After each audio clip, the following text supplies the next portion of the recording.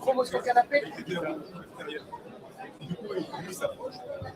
Et on commence à signer, etc. Donc on était comme ça, il y avait juste la Ramba qui était là.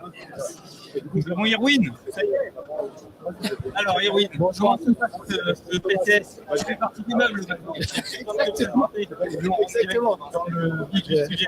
J'espère un jour être un aussi beau meuble que vous, mais On essaye. Alors déjà, je voulais te remercier. C'est un magnifique kimono avec plaisir à sponsoriser, on peut dire. si on peut aider et faire marcher le réseau pour les copains, c'est avec plaisir. C'est gentil comme tout. Et donc sur ce PCS, déjà, business business. Tu es en train de construire ton 5e yacht. Exactement. C'est un 160 mètres. Tu présentes tes nouveaux produits. C'est ça, ouais. Après le premier PCS où on avait fait notre lancement et on avait présenté le Best Card, là on a produit deux nouvelles inventions. Enfin, on n'a pas réinventé la roue, mais deux nouveaux produits. Donc le premier, je le montre à la caméra, qui s'appelle le Galerie, qui est un cadre qui est soit par 3, par 6, par 9, par 12, qui s'accroche au mur. Le par 3 a un socle pour être en position horizontale ou verticale. Et tout bêtement, soit il se fixe au mur avec une vis ou une pointe. Et pour mettre les boîtiers, c'est grâce aux 2000 qui servent de stacking, qui sont à l'arrière de vos boîtiers que vous avez déjà, où on a un système de pression. Et ça va se mettre en pression, ouais, et après ça se déclipse assez facilement, soit avec un petit tournevis, soit tout à l'heure je l'ai fait avec un bouchon de pique, donc c'est assez simple et pourtant c'est très solide. Voilà, on peut le mettre à l'envers, ça tombera pas ni quoi que ce soit. Et c'est protégé anti-UV puisque à l'intérieur ils sont dans des. Exactement. C'est aussi une partie de l'invention, c'est que sur la plupart des vitrines ou de tout ce qui est cadre en plexiglas, etc., on a du plastique qui est mis encore au-dessus de la protection. Là, on est vraiment sur un support de clippé où ça va être vraiment le boîtier qui va faire le travail de tout ce qui est protection UV, rayures, etc. Bon, je crois que tu as déjà conquis le public. Moi, je suis conquis. Je t'en commanderai, c'est sûr. Parce que j'ai toujours ta commande. Je suis une grosse merde. J'ai toujours ta commande. Le carton d'origine, j'ai bien sorti. Il faut que je le passe et que je fasse un live avec toi où je. Avec plaisir. En plus, il y a des. Je prendrai des displays pour mettre en avant. Il y a des beaux labels. Je me rappelle de ce qu'on avait créé ensemble. Il y a d'autres labels. En fait. Il y a des petits Ovechkin pas mal. Puis après, je referai des labels. Je suis pas très doué dans on peut tout faire. Tu nous envoies un petit message, on le fait. C'est pas mal. C'est sur Word, attention, des gros moyens.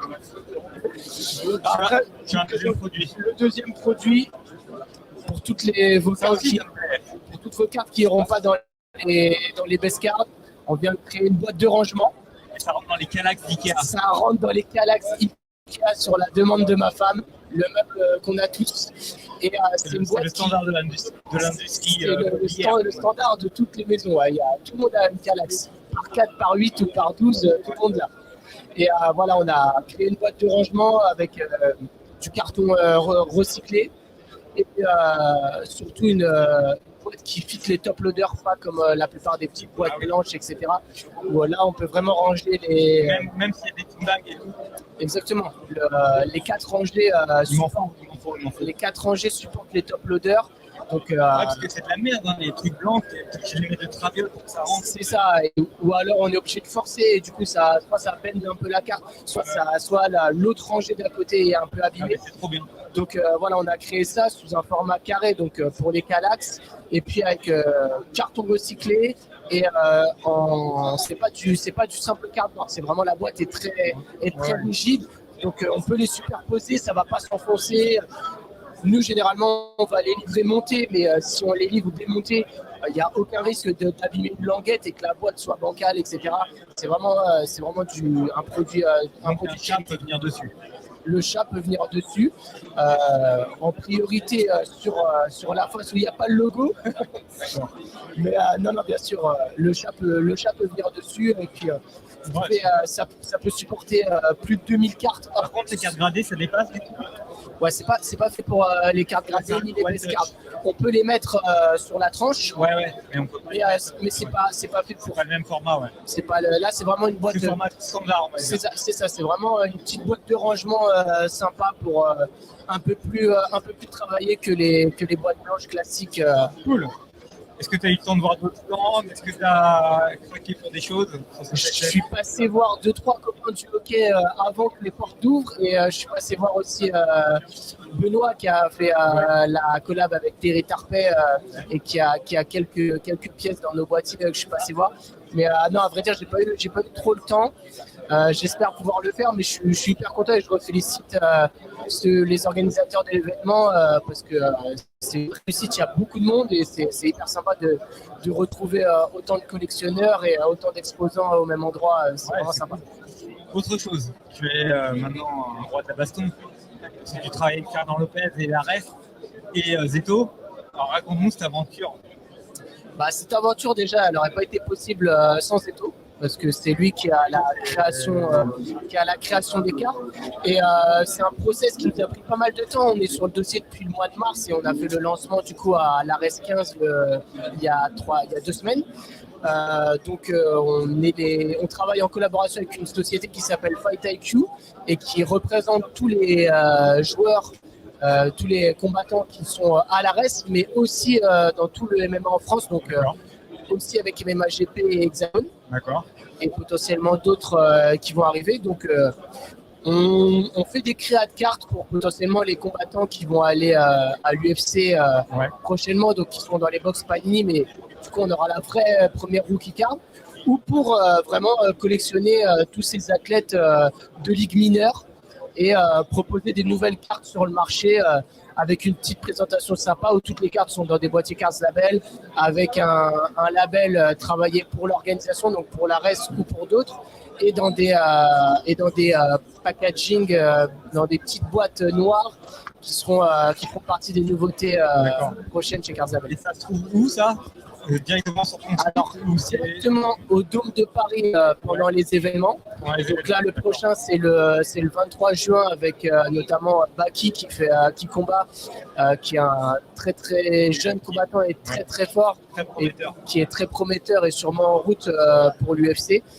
Et prochainement, normalement, le lancement, c'est le 16 juin où Fight IQ va lancer son site internet et tout sera disponible dessus. Super. Et là, justement, pour le 23 juin, on aura une nouvelle fournée avec des nouveaux combattants, etc.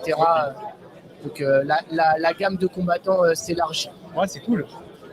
Bon, c'est que le début. C'est que le début. T'es en pleine expansion depuis le début. Là, j'ai envie de dire, c'est une success story. Bientôt, tu passeras dans le Capital, tu sais, le dimanche.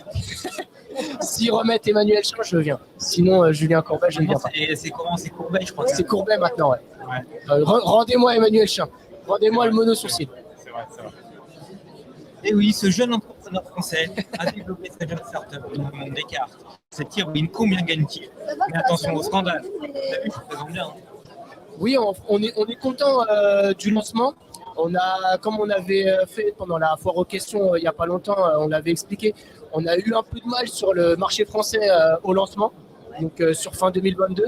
Bon, ça a fait pas mal de ventes en Allemagne et en Belgique notamment, et à Monaco aussi, qui n'est pas en France. Je fais le coucou à mon ami Dom par la même occasion.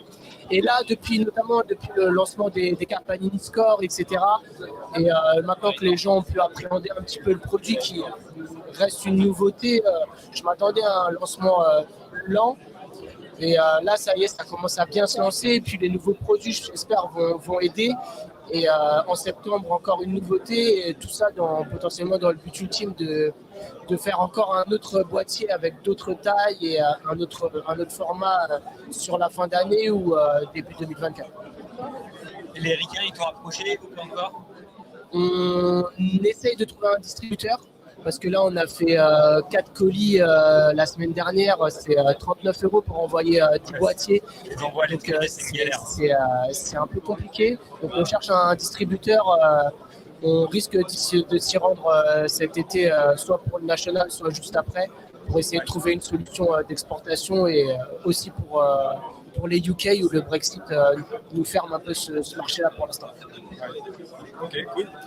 Est-ce que tu as d'autres choses à rajouter, d'autres choses à montrer? Je suis désolé pour tous ceux qui n'ont pas pu venir. Ouais, si je peux juste dire ça. C'est Voilà, la to be ici. Aujourd'hui, c'est the place to be pour le collectionneur et puis l'aficionado des cartes. Il y a vraiment des sacrés trucs sur les stands. Moi, j'ai vu des trucs. C'était l'endroit où il fallait être. Ouais. J'espère que la prochaine fois, tout le monde pourra venir et qu'on fasse des lives qui resteront pour la postérité, mais que tout le monde soit là sur au moment T. Ouais, super. Merci, Erwin. Merci à vous, Je te les gars. laisse Merci retourner à ton business. encore merci pour tout le taf que vous faites. Merci à toi. Voilà, les amis, c'était Erwin à la demande générale. Ça m'intéresse. Hop là.